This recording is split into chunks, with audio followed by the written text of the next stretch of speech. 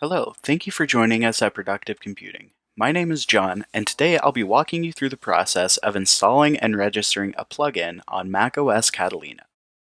We'll start by navigating to productivecomputing.com and selecting the version of the plugin you'll be using. For this demonstration, we're using FM Credit Card, which is the same process for the rest of the plugins. We'll navigate to the Download Our Plugin demo section and select Mac. Once the download is complete, we'll open up the file and double-click and open the installer.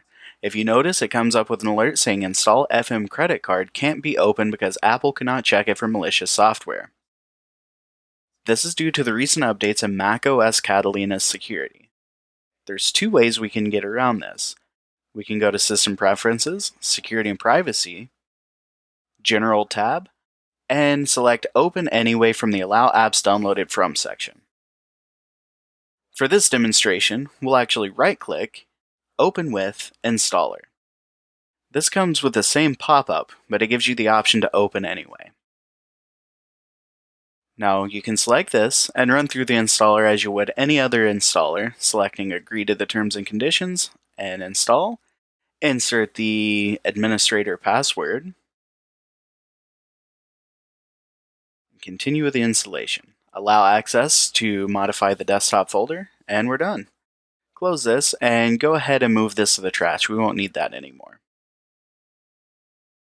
Now we'll open the FM Credit Card Extras folder, then the Demo Files folder, then the demo file itself. Once this is open, the splash screen will occur as long as you have the unpaid or the demo version. It will go away when you purchase a license. Now that the demo file is open, we'll notice the operating mode is unregistered and the plugin version is the same we downloaded from the website. You should have received an email that looks something like this. And you'll notice a section called License Information.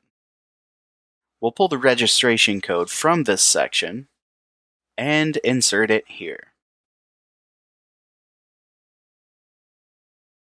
Select Register, and then we'll get a pop-up saying registration successful, and the operating mode is switched to live. Today we walk through the process of installing and registering a plugin on macOS Catalina.